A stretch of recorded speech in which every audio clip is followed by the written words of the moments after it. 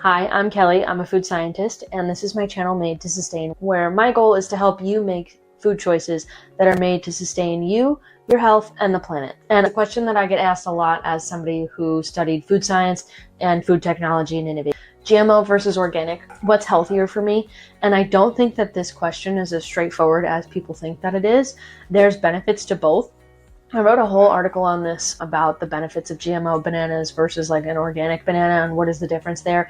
I'll link that article down below. I also have an infographic for that, which I'll link down below. But I think that the best advice that somebody can give you is, if you're trying to eat healthier and you're in the grocery store and you're looking at whole fruits and vegetables, you're already making a step in the right direction to eat healthier. And to me, as somebody who works in this industry and sees the challenges that people face with food insecurity often, right?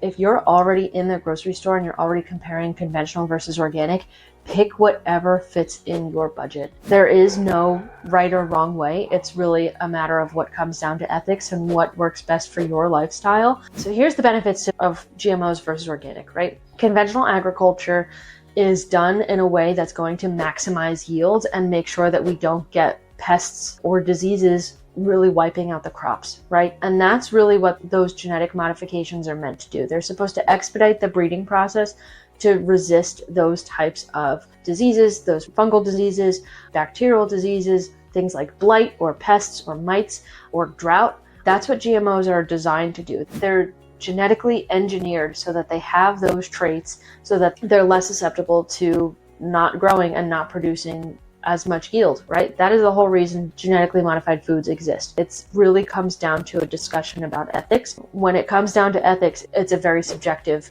task. I'm not saying one is better than the other. I'm just saying these are the facts. I think it's also important to note that in conventional agriculture, things like pesticides, yes, they are used, they are regulated. Pesticides cost a lot of money to a farmer, and farmers don't make a lot of money. So they're not going to spend all of their money dumping and pouring pesticides on all of their crops to get to these levels that are really just abhorrent, poisonous, and toxic to you. Farming and agriculture is heavily regulated by the USDA, and I think it's important to note that the conventional produce is not there to harm you. If you wash your produce, you're getting most of those pesticides off anyway. Consider those main points about conventional agriculture when you're making your decision. They are safe to eat, they are regulated, they are subsidized, so they are a little bit more affordable. When we talk about things like organic agriculture is not subsidized. The farmers have to adhere to the strict standards that were created by the USDA, and that means that they can't have certain pesticides, they can't use things like chemical fertilizers. It's just a very different way of growing, but it's important to note that these crops are more susceptible to diseases, blight, bacterial diseases, fungal infections. So it's a lot more risky to a farmer to grow these, and that's why they are more expensive, is because there's actually higher input costs that go into making sure that these crops do not have that. And you might be saying, well, isn't that a good thing? Yes, but it is more expensive to the consumer in the long run. And if you're a farmer, you do have to pay the USDA an extra certification to get that USDA seal to make sure your farm is USDA.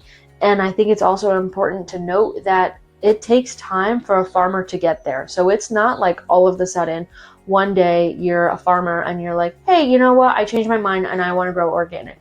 Let me just switch everything that I'm doing and create an organic farm. It can take a farmer a couple of years, and that's a couple of growing seasons. So that's a big risk to start collecting that.